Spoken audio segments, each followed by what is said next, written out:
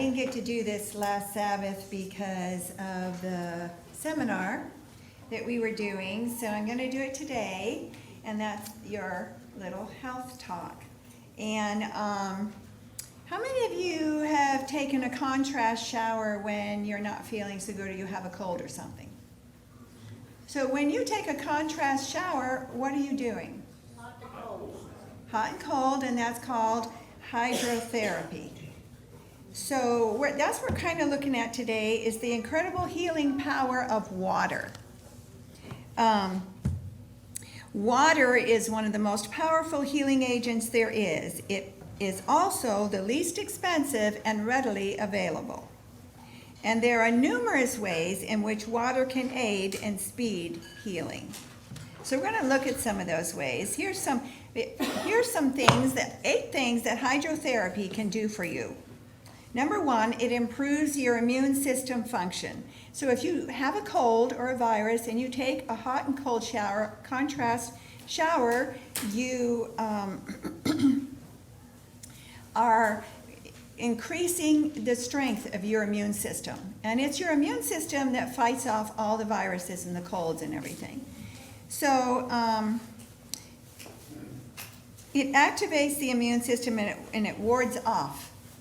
Though it can help even ward off those threats to the body. So if you do, when you take a shower anytime, you don't have to be sick. It's just that before you get out of the shower, after you've taken a hot shower, after you get out, rinse with as cold a water as you can stand, or at least a very cool water, for about a minute, and then get out. It increases your blood circulation. It says at normal room temperature, about 10% of a person's blood circulates near the skin. But when you do hydrotherapy, it increases that blood circulation. And we know that blood does what? We learned that in the youth Sabbath school class today. So what does blood do, Haley? It transports what out of the system? Waste products. Very good. Okay. It detoxifies your system. So if you have a sauna or you have a hot tub or something, and or some other sweat-producing therapy, they are some of the best ways to rid your body of toxins. So when you take a hike and you get real hot and start sweating, what is that sweat doing? It is what is happening to you. You're releasing waste products. You're releasing toxins from your body. So don't be afraid of getting sweaty, okay? That's actually a good thing. Just if you get super sweaty, you might want to take a shower after. And actually helps with pain relief. When the body's deep tissues reach a temperature of about 100 degrees Fahrenheit, nerve endings become less responsive to pain. Beta endorphins and norepinephrine, the body's natural pain-killing agents, are also released. We have a very dear friend, and a lot of people in this church know her, Teresa Clark. She was just here at our house. They just left yesterday morning. They stayed overnight with us Thursday night. But she does this with, she's suffering of cancer, those who know her. And so the pain in her hips, because she has cancer in her hips, hip bones, is getting a lot worse. So what she does for her pain a lot of times is she soaks in a hot tub and she does this kind of thing, and she does hot and cold treatments, and it helps with the pain. So when you think about her, keep her in prayer. It helps you have a better mood. How about that? Hot water therapy boosts the body's feel-good hormones such as dopamine, serotonin, endorphins, and oxytocin. It soothes sore muscles. Everybody knows that when your muscles get real sore, you want to put heat on them. But sometimes heat and cold to get back and forth helps a lot more. But soft penetrating heat is very soothing to a muscle that is, to the muscles of the body. Hydrotherapy creates a faster metabolism. They boost your metabolism, and when your metabolism is boosted, what does that do for you? Burns fat. Yeah, you burn fat. That's right. That's why walking is a good way to lose weight and burn fat, because you are boosting your metabolism when you move. If you just sit in a chair all the time and never move, your metabolism slows down really bad, and that's when you start putting on the pounds. So never just sit for very long. Always get up and move and keep going. And you have improved heart function with hydrotherapy. Yeah, it causes the blood vessels to dilate, which in turn increases cardiovascular activity without an increase in blood pressure. So some easy ways to do hydrotherapy at home, and method one is what we've already mentioned, the contrast shower. So you want to turn the hot water up as far as you can stand it without scalding yourself. Stay in that hot water for about 2 to 3 minutes, or until you feel nice and steamy and it's like, oh, I can't breathe anymore. Then you want to turn that to cold for about 30 seconds. And you repeat this 3 to 5 times. And you may not be able to do it that many times in the beginning. That might be too much for you. You might need to build up to it, it says. So taking a warm bath is an excellent way to raise the body temperature. I know my grandson Ethan, when he doesn't feel well or has a cold or something, loves to get in a hot bath and just sit there and soak. And he ends up feeling better afterwards. Correct, Lisa? Yeah, he looks like a lobster too. He might look like a lobster, but that goes away. And I don't know if anybody has a thermophore or knows what a thermophore is. It's a heating pad. It's a type of heating pad that has moist heat. And so a moist heat penetrates the body 27 times better than dry, and getting a thermophore heating pad, because it's moist heat and not dry heat, it actually is more healing to your body.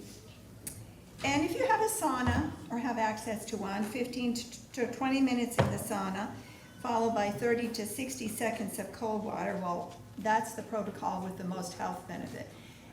In Finland, almost everybody owns a sauna, and that's what they do a lot, is what it says in here. And then fomentations. I remember when us kids were growing up and my mother was having trouble with her sciatic nerve, she had us give her fomentations every day. So much fun. We were just kids. But anyways, we did them. And if you have this book, and if you don't have one and you want one, there's still a couple out on the foyer table, and I have more. But it tells you how to do fomentation. Now, that's using water on the outside, but what about water on the inside? Is that just as important? Yes. Absolutely. That's called internal hydrotherapy, and that's also a key to good health.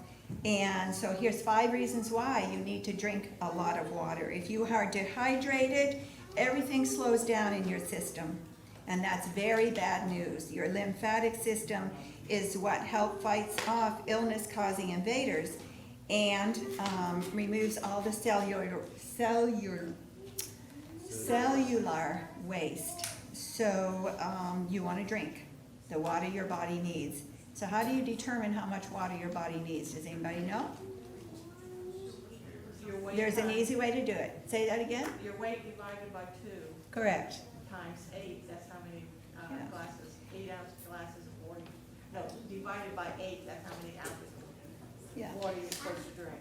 Yeah, so about a half an ounce for every pound of body weight, or as you take your body weight and divide that in half, as Vicki said, and that tells you how much. Now that's just the basic minimum you need. If you're working outside and it's extremely hot and you're sweating profusely, you better double that water, because you will dehydrate very quickly even without that. And also, drinking warm water dissolves phlegm and helps move it out of the respiratory tract. So as a result, drinking warm water can actually produce relief from a cough, sore throat, or stuffy nose. If you didn't know that, now you do. Drinking hot water helps raise the body temperature, and this in turn helps the body to release toxins and cleanse the blood. So it can also, drinking hot water can enhance blood circulation because it breaks down the fat deposits in the blood. If you drink ice cold water from your refrigerator, or you like ice in your water, that can actually do the opposite. It can harden the oil that's present in your food being digested, and this results in more fat being deposited on your intestinal walls. So you really don't want to drink ice water. You want to drink tap water. Just room temperature water or warm water. And then the last one they give to share, interesting, don't know if I want to share it, but drinking hot water helps you go to the bathroom easier. Which helps keep you regular, healthy, and free of pain. There you go. It says a glass or two of warm water immediately upon rising in the morning can do wonders to move things along. So remember that. So water, very important. In fact, how much water is your brain made up of? What, say that, William? Yeah, and your whole body is made up of, what is it, 70% water? Yeah. We have nurses in here who know all this stuff, but. All right, that's what I have to share with you. Kezia will be sharing with you next week. She's got a very fun topic. And our hike next week will actually go along with Kezia's topic. And so if you like to walk in the woods, then we are going to meet at Old Forge Picnic Area on Old Forge Road at 2:45, and we will be driving up Swift Run Road way up in the mountain and hiking a forest road. Okay, that's what we're going to be doing next week. It's going to be warm, but by going up high, we lose about anywhere from 5 to 8 degrees of the temperature, which helps a lot when you're walking when it's hot. It is a road.